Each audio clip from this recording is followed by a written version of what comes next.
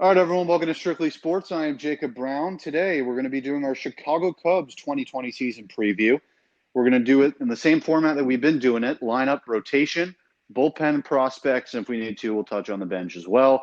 So let's start with this Cubs lineup, and this is not my idea. This is what I've heard has been floated around by new manager David Ross.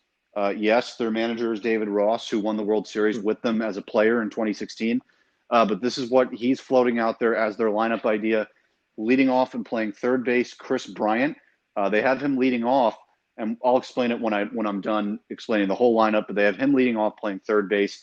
Last year he had 31 home runs and 77 RBIs with a 379 WOBA, so he's well above league average, and a 135 weighted run created plus. I like those stats. A BABIP of 331. I also love that BABIP stat. That's batting average on balls in play. That means every time you hit the ball, what is your average? So it doesn't count strikeouts and all that. Then Anthony Rizzo's in the two hole. I think he's the most valuable player on this team. Played 146 games, hit 293 with 27 home runs, 94 RBIs, a 405 on base, 390 WOBA, and a 141 weighted run created plus. Really incredible there. Then Javier Baez, the shortstop, played 138 games in the three hole, hit 281 with 29 home runs, 85 RBIs, a very low 316 on base. His WOBA is 347, weighted run created plus of 114. Then you have Kyle Schwarber cleaning up and playing left field in 144 games. He hit 250 with 38 home runs, 92 RBIs, a 357 WOBA, weighted run created plus of 120. Then Wilson Contreras, the catcher, only played 105 games, hit 272 with 24 home runs, 64 ribbies, a 368 WOBA. Then Jason, this is where the lineup really dies. Jason Hayward in the six hole, 21 home runs, 62 RBIs, weighted run created plus, only 1 point above league average at 101. Then Ian Happ, the center fielder, missed a ton of games. He was actually projected to have a really good year, had 11 home runs and 30 ribbies in 58 games. And then they have Nico Horner, second base prospect, switch hitter. Kind of overhyped, in my opinion. Basically, just a contact hitter who had a nice 75-game stretch in the minor leagues. He's got to prove it at the big league level to me. But this is why they have Chris Bryant leading off. They have Bryant leading off because Javier Baez in that three hole only has a 316 on base percentage. And then who else are you going to lead off? Are you going to lead off Ian Happ? Are you going to lead off Hayward? Are you going to lead off Rizzo? So really the only choice for this Cubs team is Chris Bryant at that leadoff spot. What do you think of this Cubs lineup, Steven? And we were talking about it right before this. Is Javier Baez overrated? Yeah, I think in at the plate, Baez is kind of not a liability, but I don't think he's what everyone makes him out to be. Everyone acts like he's hitting around 340, like a Mike Trout kind of esque player who gets on base all the time. He has power, 29 homers, 85 RBIs. Definitely has some run production. What I take away from Javier Baez is he's a great fielder. He can go out there and make you great plays. He saves you runs, but clutch performances when guys are, in scoring position. He's not coming through all the time. His on base percentage is 316. Only getting 28 walks last year. To me, shortstop, I think you have to get on base a lot more than people expect. Everyone wants him to deliver the power all the time. But those are things he's got to work on if he wants to be this great shortstop, get on base more. I think the RBIs need to be get up towards, if he wants to be this great shortstop, 100 RBIs a season. But that's just one piece of this puzzle here for the Cubs team. I like Nico Horner. I mean, he's a guy who I have batting leadoff. Actually, I read an article and they said that he could be a guy that plays that leadoff role for them Yeah, that would make in 20 sense. Yeah, in 20 games last year. He batted 282, 305 OBP, that'll need to go 436 up. slug. Yeah, exactly. And three homers, 17 RBIs, and three walks. But that's a small sample size for a guy who just got called up last season, 22 years old. Definitely potential there, but a guy who, like I said, you have him as a contact hitter. If you want Bryant to get down in the two hole, which where I have Bryant in the two hole there, Rizzo, three, Baez in the four spot, you can dish this lineup however you want, but you can really dice it with Kyle Schwarber too. I mean, bounce back year last year, batting 250. The year before, he was batting around the 220 range. definitely can get the ball out of the ballpark. 38 homers last year, 92 RBIs. Contreras had a shortened season last year. So guys who really are averaging 60 plus RBIs. So the run production's there, but what hurts you is Hayward going to have the same year he had the year before. He's been in the league since '07. He's getting older. Ian Happ, only 58 games. So there's some question marks, and those two hold the 6-7 spot. But I definitely like this lineup, and I think they can really. I think the league should look out for this team because they had 6 guys that avoided arbitration last year. They want to keep this team. It's win now while they can have these guys still on their lineup. So that's my take on the starting lineup. Yeah, I mean, one thing we haven't mentioned about this team is that they did not make the playoffs last year. This is a team that was supposed to. This is a team that was built to win championships.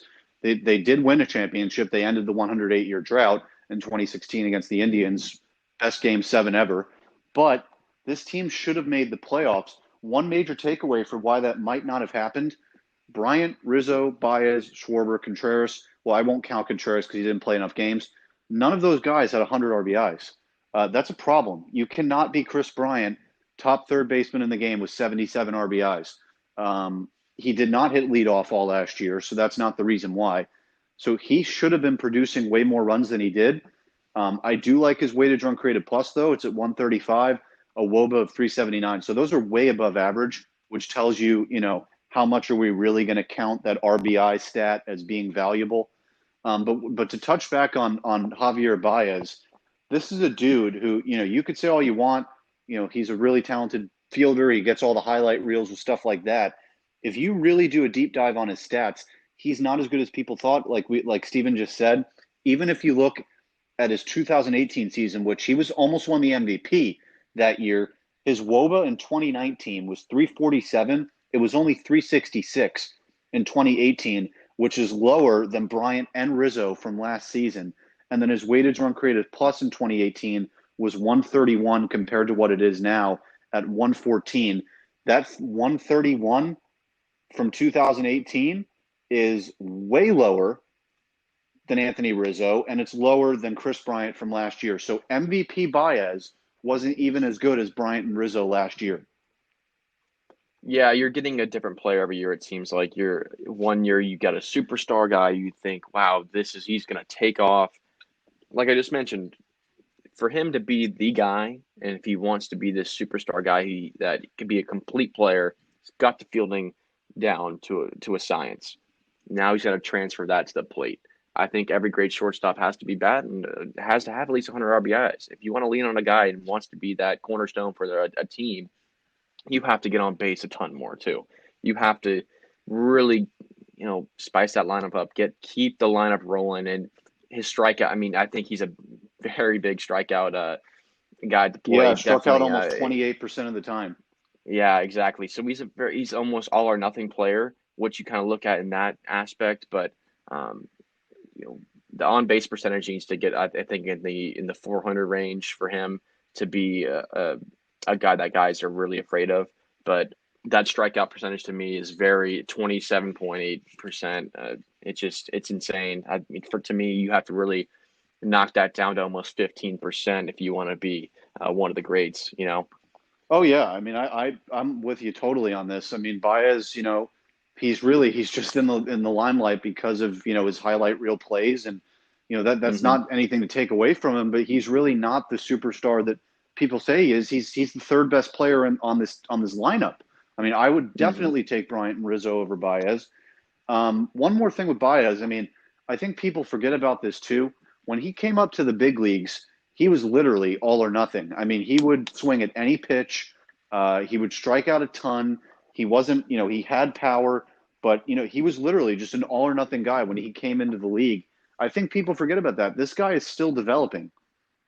Yeah, I remember, like, it's funny you say that because I watched him on Sunday Night Baseball, and there was at bats, and now their head coach now, Ross, who was doing the broadcasting, was saying he's locked in on one pitch. So if he's looking dead red fastball, and a guy throws a curveball, he's swinging no matter what. There was balls that were in the dirt, and he was still swinging, not even close to the strike zone. So in his development now, I think he's going to look at being a more sound player at the plate and working counts, being smart, taking certain pitches in certain areas and really, taking that to heart and trying to get on base as much as he can instead of trying to, be this home run hitting guy who I think he could be a really good player if he just sticks to, singles and doubles and gets on base, and the home runs will come from him naturally because he's got a great swing. But I think the development here in the next couple of years needs to take off for him to be the guy that everyone wants him to be. For sure. And you look at the rest of that. I mean, Kyle Schwarber came back last year with 38 bombs, 92 RBI. But that's another example, man. You have 38 home runs, and that still doesn't get you 100 RBIs. Mm-hmm. That's really confusing to me. And then you have Wilson Contreras missed a bunch of games. He had a bunch of, I mean, Wilson Contreras in 105 games had 64 RBIs, and in basically a full season for Bryant, he only had 77. So Contreras might have actually been a guy that would have gotten to that 100 RBI mark. And you could argue he could be hitting, maybe cleanup. The only problem with that is that, that's two righties in a row. You might want Schwarber to split that up. But you could really chalk it up whatever. I mean, Contreras' weighted run created plus and WOBA are higher than Schwarber's. So you could argue that Contreras is a better hitter than Schwarber for sure. Also, Contreras has been doing this for a few years. Schwarber's been up and down with injuries and performance. So you can go either way with that.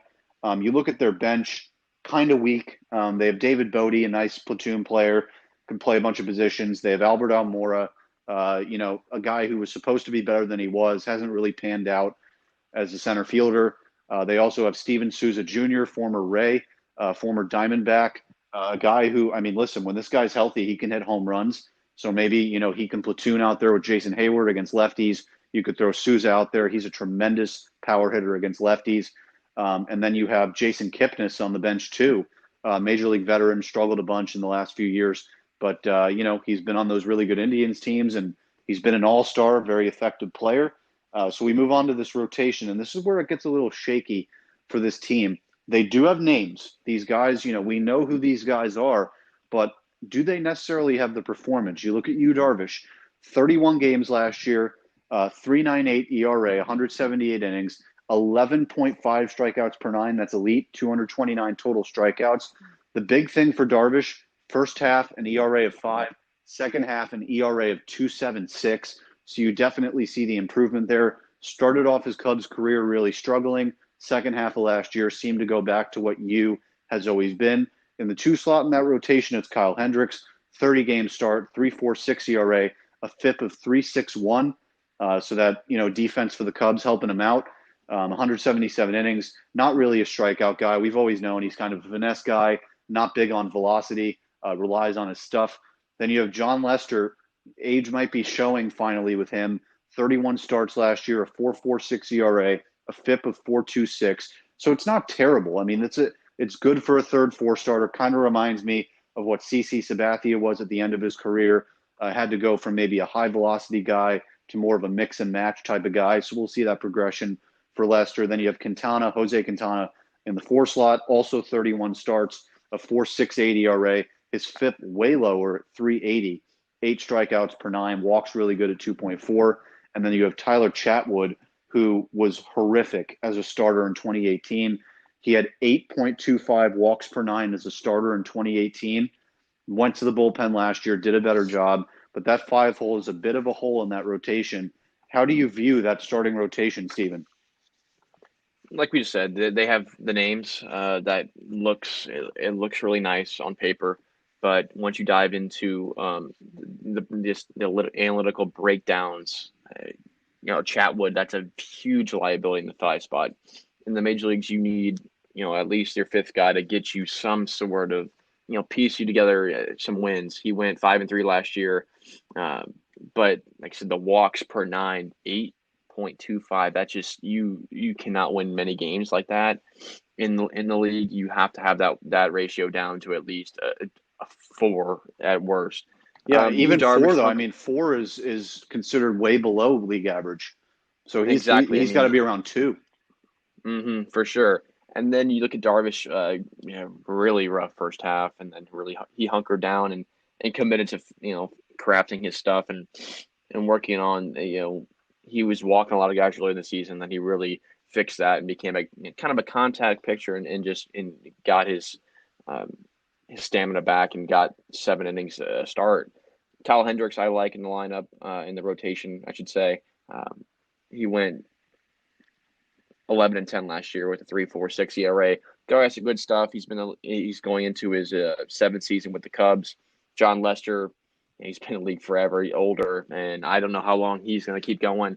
He's going in his 14th major league season, but some guys in there that can get you some innings. They've been in the league long enough where they know how to pitch these hitters. They've seen guys in this division time and time again, and Quintana I like too.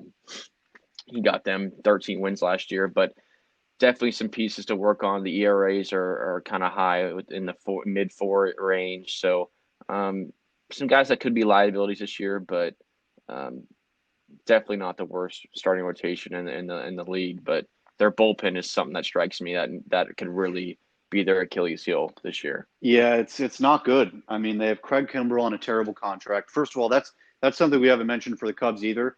They have to pay a lot of their players. They have not paid them yet. Bryant, Rizzo, all those guys, they need extensions, and they decided to give a bunch of money to Kimbrell. Why? Because their bullpen was terrible. They needed a closer, and they thought Kimbrell would do the job, and it just did not work at all. Terrible season last year. You could amount that possibly to no spring training. So maybe if you get him his normal work in, which honestly at this point no one's going to get their normal work in with this hiatus, but Kimbrell really struggled. If he can come back, even if he comes back, he would be the only good reliever in that bullpen. You have Alec Mills, Kyle Ryan, Roman Wick, Jeremy Jeffress, Ryan Tepera. These guys are just, run-of-the-mill, league average, below average bullpen guys. I don't see it. Yeah, the guys in their bullpen, like you just said, they're guys that are kind of just out there to chew innings up and see what they got. And looking at Kimbrell's stats last year, he went 0-4, 6.53 ERA, 23 games, 13 saves, 30 strikeouts, only in 20 and 2/3 innings pitched. A guy that really, I think, could hurt the structure of this Cubs team, just in the fact that we said that they paid him so much money. And yeah, they want him to be the cornerstone for that bullpen. How long is that going to work for? 6 guys in this past offseason avoided arbitration. Baez, Bryant, Schwarber, Contreras, Almora Jr. I mean, guys that really are big pieces of this lineup. And now you're giving all this money to Kimbrell, and now you have no money to go out and sign these, some big guns that can help your back end of your bullpen. And the bullpen wins you probably 40 games in a season. So where are the Cubs going to get these wins from? We'll see. Do these guys work out? Do guys like Kyle Ryan? Does Wick work out? We'll see. I mean, it's just going to be that's their biggest question mark looking down this 40-man roster. Yeah, and they don't really have anyone coming either. I mean, they've got left-handed pitcher Braylon Marquez at number 67 on the top 100. He's in single A, though, so he's probably 3 years away. You have Brennan Davis, an outfielder prospect, number 78 on the top 100. He's far away. Catcher Miguel Amaya, number 95, as well on the top 100. So they don't have any pitchers on the way, bullpen or starter. That's their one issue. So what would you give them for the offseason, Steven, considering I don't think they made any additions besides Steven Souza? I give them if they didn't add and avoid arbitration with these guys, I would give them a D. But I think I give them a flat C because they were really stagnant. They did a good job in getting these guys money to stay for one more year, giving them all 1-year deals. Went on got Souza, but he blew his knee out in Arizona, as you remember. He was running home and blew his knee up. So we don't know if he's going to be still the same player. So I give them a flat C, just keeping the roster intact. They didn't make too many moves. They didn't make hardly any at all, really. Didn't improve that bullpen at all, which could be huge in their whether they're going to succeed this year or not. So I'll give them a C for the offseason. Absolutely. I'm with you there as well. I have them at C. So where do you have them finishing in the division? Well, right now I have it's kind of a two-head snake with this in second place. it's going to be neck and neck with them in Milwaukee. I think Milwaukee has the edge on them in pitching, but right now I have them slated in second place, winning 89 games. But over the course of the season, that can obviously change. But right now, I have them in second place. Yeah, I agree with you. I have them in second place as well. I think they have enough bats there to win them games, and I do think they will make the playoffs in one of those 2 wild card spots as well. So that'll do it for our Chicago Cubs podcast here. We've been trying to pump these out daily. Hope you guys have been enjoying them. This has been on the 2020 Chicago Cubs. You can listen to us on Spotify, YouTube, Breaker, Anchor, Pocket Cast, Radio Public, Google Podcasts, and a bunch of other platforms as well. You can follow our Twitter at StrictSportsFAU. Tomorrow, you'll be getting our Milwaukee Brewers season preview. And by now, there should have been a few NBA and NHL videos released as well. So for Steven, I am Jacob Brown, and we'll see you next time.